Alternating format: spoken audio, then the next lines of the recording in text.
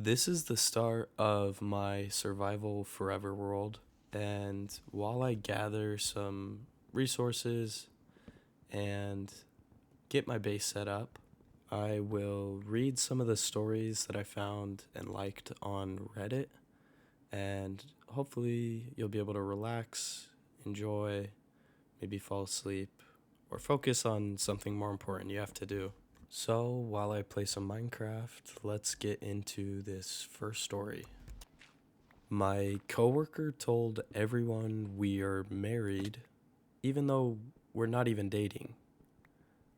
Last year, I left on leave of absence for a few months to take care of my elderly parents. Then I returned to work, and apparently during that time, one of my coworkers began telling people we were married. And not as in a work wife kind of way, as in legally married. And of course, everyone believed him. Why would you lie about that? Honestly, I had no idea he had any feelings for me. I don't think he knew I would be coming back. I am an introvert. I keep my personal life private, and I don't like to talk about myself very much. But the fact is, I actually am married. I have a husband who is not my coworker, who I have been married to for 10 years. Not wanting to cause my coworker any embarrassment, I privately went to our boss, explained the situation behind closed doors, and asked for a department transfer. Even though he's never sexually harassed me or made a move on me, I'm very uncomfortable around him right now and don't want any contact with him. My boss agreed, said she would speak to him, and though she didn't have the authority to move me to another department, she would see to it that we wouldn't be put on a team together anymore, and kindly offered to adjust the schedule so he wouldn't be at the office during the times when I was there. I've tried to handle this whole mess as discreetly as I can, but today I lost it when he walked into the break room while I was in there, and I basically just yelled at him in front of everyone there, saying I'm not his wife and to stop telling people we are married. When I yelled at him, he was in shock. He basically said nothing and immediately left the room. However, there was definitely a palpable tension between me and my colleagues who had witnessed the whole thing. As I said before, I didn't want to cause a scene or embarrass him publicly, and unfortunately, I was just in the moment and let my emotions get the best of me. I fear there can be no good resolution in this situation. Either I've just exposed him as a liar to my coworkers, or they think I'm the one lying, since he'd apparently been telling people we were married for quite some time. Since I can't transfer departments, I'm entertaining the idea of putting in my 2 weeks, but I'm still emotionally reeling from what happened, and I don't want to do anything impulsive or make the situation worse. Now, interjecting before I give an update, I just think this whole situation is just so incredibly weird. Like, what would drive anyone to say that another coworker is their wife? Just out of the blue, it makes no sense. And on top of that, this scene in the break room just sounds like one of those scenes that you'd see at second grade recess. I don't know about you, but when I was in second grade, the kids in my grade would often claim that the girls in our class were our wives, and this was just kind of an early form of second grade dating, something a little second grader could understand. Uh, and oftentimes, these types of relationships, they would go both ways. Boy claiming one of the girls was his wife, and a girl claiming one of the boys was her husband. And oftentimes, these were one sided claims where the other had no idea that what their role and relationship was being claimed as by someone else. So to see this in a workplace is just absolutely bizarre. Maybe this imaginative coworker thought that after OP returned to work and heard about these outlandish claims, she would be driven madly in love with the coworker and marry him in real life on the spot. Now, here's the update 8 months later from OP. About a month after the break room scene, I still felt like I was walking on eggshells to avoid my air quotes work husband, and I noticed the attitudes from my managers and coworkers changing for the worse. I ended up leaving for a similar job that pays better and is just a healthier environment overall. I hate how we call everything and everyone toxic nowadays, but this truly was a toxic environment in retrospect, and the lack of support from management and HR was finally the big red flag that sent me packing. I've seen the guy a few times around town, but there hasn't been any interaction between us, and I don't think he or any of my former coworkers know where I work now. Nobody's attempted to contact me, and I can breathe easier. I wish everyone at my old job well, and I hope they can learn from this situation. That's the end of this first story, and I'm genuinely horrified for the OP. The coworker in this story is just unhinged to make such a crazy claim that's so easily verifiable and disprovable. It also sounds like OP's connection with the perpetrating coworker was extremely minimal, with little to no emotional or flirtatious connection. And on top of that, HR and management's reaction to the whole situation is also pretty bizarre, with almost no reaction and letting the situation just be, with OP actually leaving the company.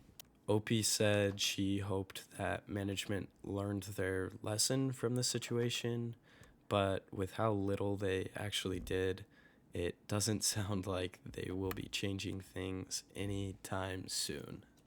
While I continue to ravage this village for anything that I think will be useful later down the road, let's get started on this second story. My girlfriend and my brother are soulmates. My girlfriend, 21-year-old female, and I, 21-year-old male, have been dating for about 7 months now. We both used to work at the same restaurant, and I asked her out. I've always felt like we were very different people, but that's what I liked about our relationship.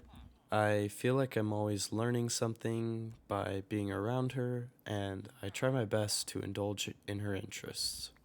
3 months ago, I introduced her to my family, and they all seemed to like her, especially my brother, 20-year-old male. I didn't really think anything much of it and was happy to see them getting along since I'm very close with my brother, but I've realized over time that they just fit way better with each other. They both have the same interests in movies, books, music, sports, foods, you name it. Although my girlfriend was hesitant at first about it, I started encouraging her to go do things alone with my brother if the thing they wanted to do wasn't really something I was into, and they both had a great time. And I know just having the same hobbies sounds trivial, but it's also their personalities. They're both very free spirited and adventurous, and I can't help but notice that they look so much happier with each other than when she's with me. Sometimes I feel really out of place around them, as if I'm not supposed to be there, but I swear this is not out of jealousy. I just genuinely think they're better for each other. I love both of them, and if this is what makes them happy, then I'd rather they date each other and let me move out of their way.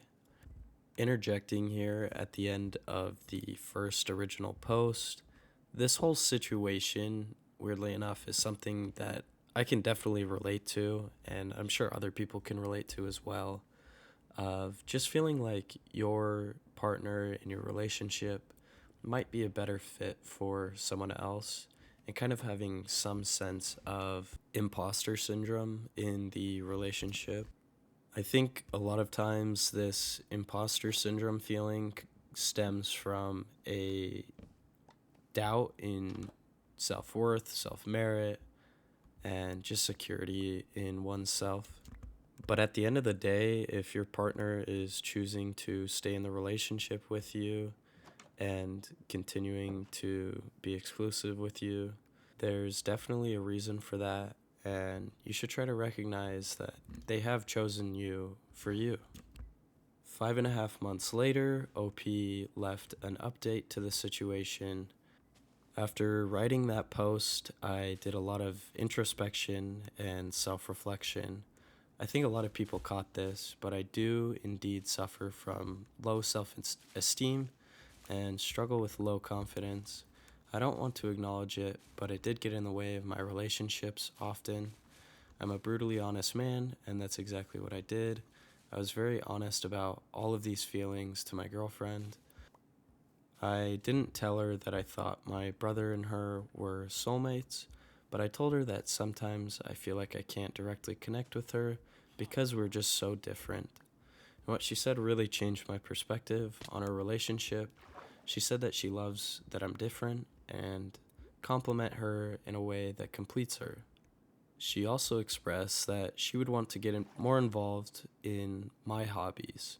So the past few months, we spent time doing random things that we individually enjoy, and it's turned out great for us.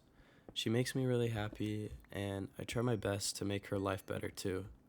I've also met her family now, and they're all lovely people as well.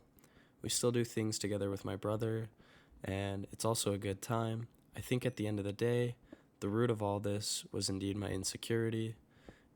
It really wasn't about my brother because I think I would have been insecure if it was a friend or really anyone else. Besides, it is true that I enjoy my brother's company because of the kind of person he is.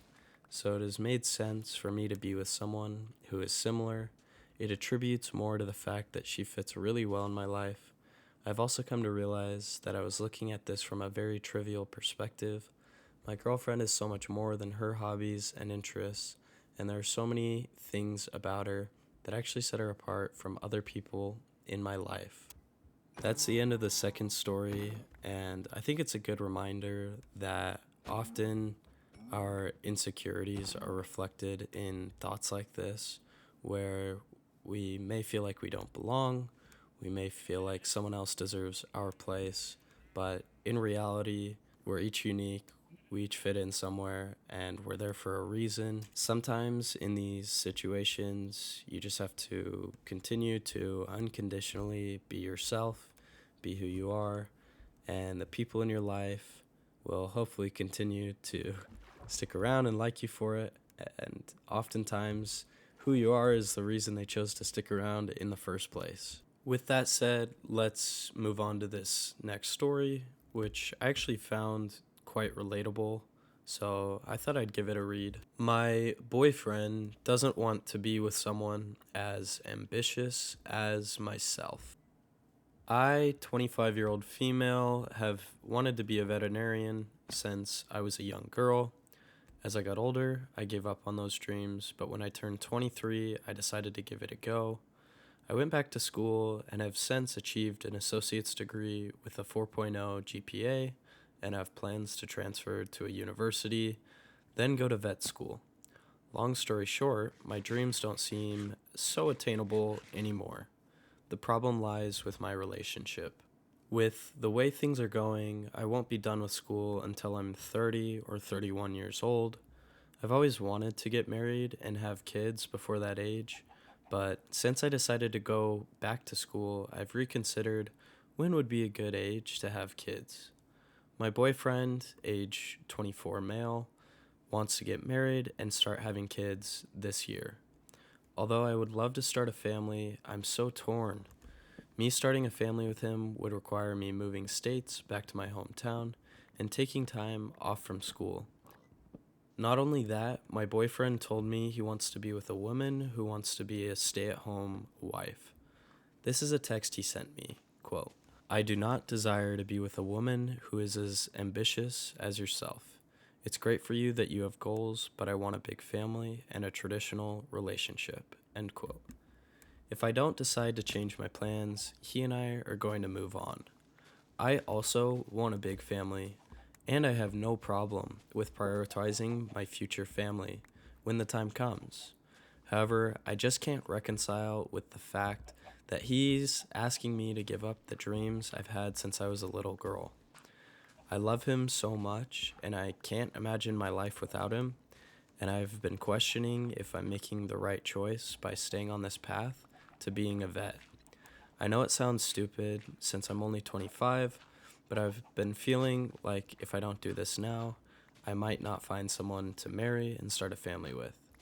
This conversation with my boyfriend is making me question if men just don't want to marry a woman who puts their career first for a while. Maybe I shouldn't think like that, but it's hard not to. On the other hand, I feel like my boyfriend is asking me to give up my dreams so that he can live out his own. Interjecting here to give my own thoughts on the situation, I too found myself in a relationship situation where there was kind of misaligned views on how ambitious each partner in the relationship should be. To give context to my situation, I'd been dating a girl for probably about half a year, and I was working hard in my job, and she hadn't had a job and really had never consistently worked a job. I was 18 at the time, so this was a younger relationship, and that context kind of made sense. She was still living at home. Anyways, at the time, I thought I felt somewhat motivated in my work because she wasn't really working on anything herself, and I considered her to, at the time, to be somewhat unmotivated and unambitious. Looking back, I realized she wasn't unmotivated. She just didn't know exactly what she wanted to be working on at that time. And again, hindsight is 2020.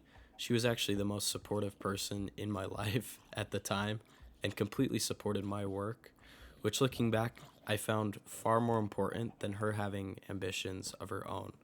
Of course, if she did have ambitions to do anything at the time, I would have loved to have been supportive, and I think being supportive is so important, more than the ambition dynamic in a relationship. But again, that's just me. If you have ambition preferences in a relationship, definitely prioritize that, make that clear, set your expectation clear from the beginning, so you don't run into a situation like this OP, where it essentially just sounds like there is an expectation, but that wasn't made clear by the OP's boyfriend early enough, and OP had ambitions to and dreams in life, and deciding to chase those now might interfere with her boyfriend's expectation. It really is a late time for him to be bringing up these concerns, as it sounds like she's been getting an associate's degree for over 2 years.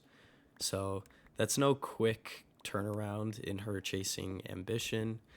And so he should have seen this mismatch coming from a ways away.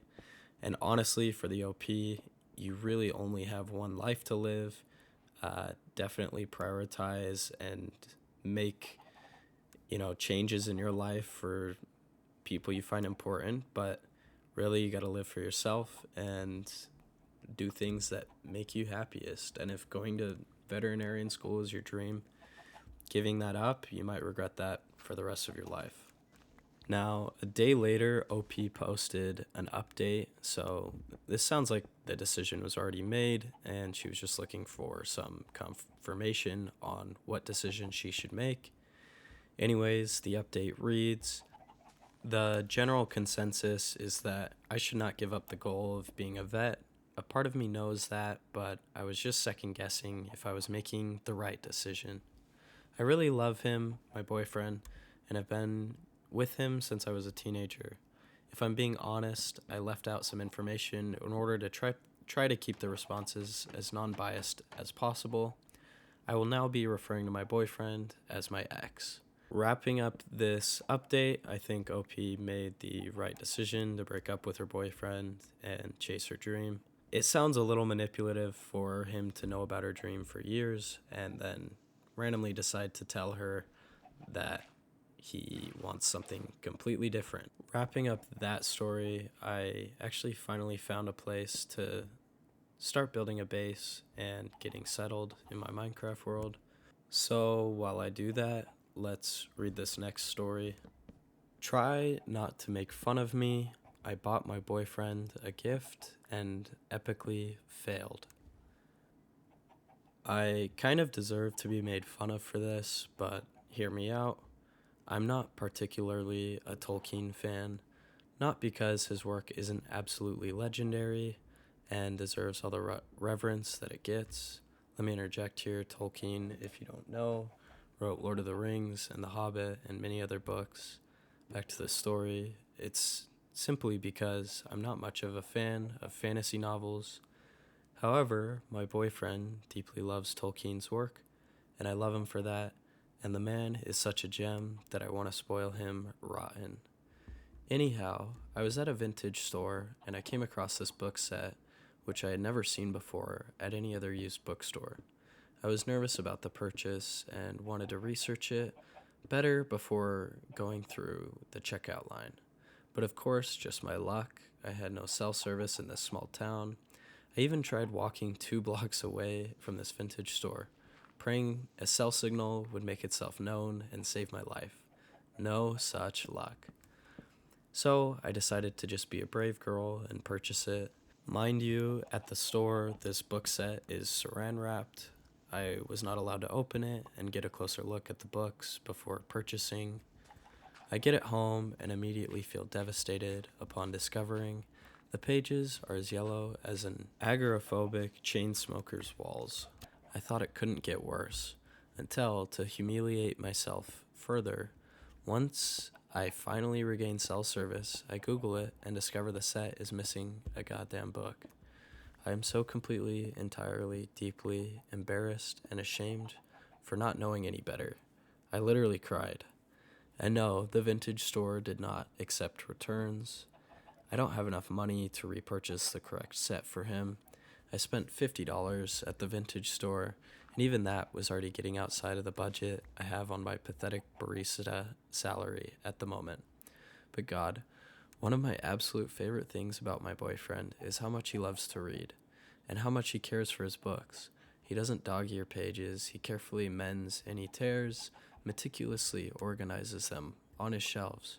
I was really hoping to knock one out of the park with this one, and instead I wasted my money and embarrassed myself. I told him I had bought him a gift that ended up being a fail, and I vowed to never tell him what it was, and I mean that. That being said, would it be a crime against Tolkien if I repurposed this book set into some sort of art piece? I do collage work, and I've been brainstorming some ways I could use excerpts of the text and or the covers to make something for him in the future. Should I just sell it for pennies? Should I just burn it? Put it on a street corner for free? I'm kidding about that, but truly. The pages are a traumatizing shade of yellow, and although my boyfriend would not expect perfection out of a vintage set, even for my taste, the damage and missing book is too severe to gift to him. I feel so dumb, but because the shell that the books came in didn't look like they had much wiggle room, I would have never thought a book was missing. I can barely fit my thumb in between the books and the shell, so it just didn't dawn on me that The Hobbit should have been there. That's the end of this quick story. My reaction is that OP did a great job finding a super meaningful gift for her boyfriend. It makes me feel kind of sad knowing that she's embarrassed because she knows her boyfriend so well, knows his interests, went out, spent the time and the money to buy a significant and meaningful thing, but just feels embarrassed that it isn't up to her standard. I'm sure he would love it if he just gave her the set and would recognize its true meaning. I myself am a terrible gift giver, and I know it, so I'm sure the people around me know it. I just get so in my head when I'm buying a gift, and sometimes I just get so paralyzed with trying to make a decision on a gift that someone will really like. So instead, I ended up just not getting them anything at all. I think this story is an important lesson that people will just recognize that you put the effort in to get something meaningful, and they won't really judge you on what the thing is, but rather appreciate that you took the time and effort to really think and try to get something really special. All right, transitioning away from a pretty wholesome relationship situation, let's get into this last story. Am I the asshole for demanding my girlfriend to change her dress for a wedding? This happened during this weekend, me being in my early 30s and my girlfriend in her late 20s. I was invited to a wedding ceremony of a colleague and could bring someone with me. I asked my girlfriend that I've been dating for a year if she would like to join me. She was really happy because she apparently loves weddings. Since we don't live together, I drove to pick her up so we'd have some time to spare before the ceremony. As she comes out of her house, she looks really beautiful and has obviously put in time to fix her hair and makeup. She's also wearing an off-white dress that was rather ornate. As she got in to my car, I told her that she looked stunning, but I asked if she could change to a different colored dress for the ceremony. I'm not one for etiquette by far, but one of the few things I have heard almost everywhere is that you should not wear a white dress to a wedding unless you're the bride. She became pretty upset and wanted to know what was wrong with her dress. I said that it would be an inappropriate thing to wear a white or an off-white dress unless you're the bride, and that it's like wedding law or something, trying to be lighthearted about it. She rolled her eyes and said it was an outdated tradition about women and virginity, and that when her friends got married, everyone wore white, and that it's not a big thing anymore. I told her that I don't know what the dress code is for this ceremony, but since it's not saying all white clothes, I still thought she should change to another color but white or almost white. Because my colleague was getting married and we had no idea how she would feel about it. My girlfriend became really upset and told me that I was trying to control what she was wearing and that it was abusive, which honestly made me really upset and hurt. I said something along the lines of, well, you shouldn't go to a wedding with an abuser then. And then I told her to get the F out of my car. She began to cry and wanted to apologize and give me a hug, but I just told her to get out, which she did. And just to clarify, we never left the driveway of her home, so it's not like I kicked her out in the middle of nowhere. After she got out of the car, I drove off, and she called and texted me a bunch. I answered, I don't want to talk right now, and then turned my phone off and attended the ceremony. The bride was the only one that was wearing white, so I feel as if my gut feeling was the right one. When I got home, my phone had blown up by text from her and her best friend saying that I was being inconsiderate, controlling, and should apologize for my behavior. I vented to a few friends, and most of them agreed with me, but some have said I was the asshole to tell her that she could not wear her dress because it had nothing to do with me. I feel as if I was in the right since it was my colleague's wedding and it was better to be safe than sorry, but I'm not sure if I was being the asshole in the situation. OP posted an update the next day, and before I read that, I just wanted to give my thoughts on the situation. Honestly, with the wedding being for one of OP's colleagues, he definitely has some say in, the attire of who he wants to bring to an event that directly impacts his relationship with this future colleague. Because he didn't know the exact attire for this wedding, I'm gonna have to agree with him that he was right in being very picky about the attire of his plus one. Whether his plus one was his girlfriend or his best friend, I think he's completely justified in being pretty picky about what they're wearing just to not offend his colleague or the families of the colleague getting married. What I do find a little strange and probably immature about the situation is that OP definitely could have asked the colleague or some sort of wedding coordinator what the dress code was for the wedding uh, beforehand, obviously not day of, but not giving his girlfriend kind of an expectation of what she should wear to the wedding was kind of on him and not really on his girlfriend. And honestly, from the girl's perspective, she's probably spent hours that day getting ready and had planned her whole outfit and jewelry, accessories around this dress. So I definitely see why would be upset about being asked to change when she, first of all, may not have anything else to wear, and second of all, might have to change makeup, jewelry, anything else she was wearing. While simply calling the request for her to change abusive seems a little outlandish.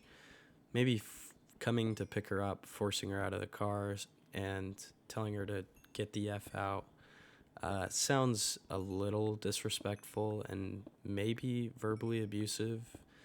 However, the situation itself seems completely justified in OP asking her to change, and with her refusing, him simply going to the wedding ceremony to be there for his colleague makes complete sense in my mind, even if it did hurt his girlfriend's feelings. Now, for the update the following day, I'm just going to summarize. Essentially, OP broke up with his girlfriend, saying that if this is how she reacted after a year of their relationship, and this actually was one of their first fights, he didn't know how she would react in the future, which I think is a little unfair.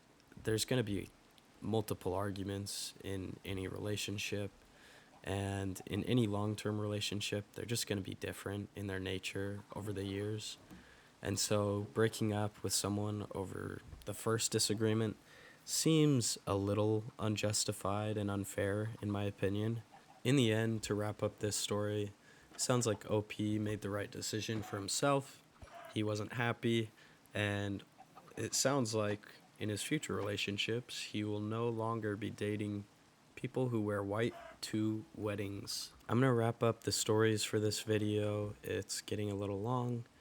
And if you enjoyed this style of video, make sure to subscribe for more like this. Hopefully you were able to relax, fall asleep, or get some work done. Please let me know in the comments what style of story was your favorite so I know which ones to include in the next video.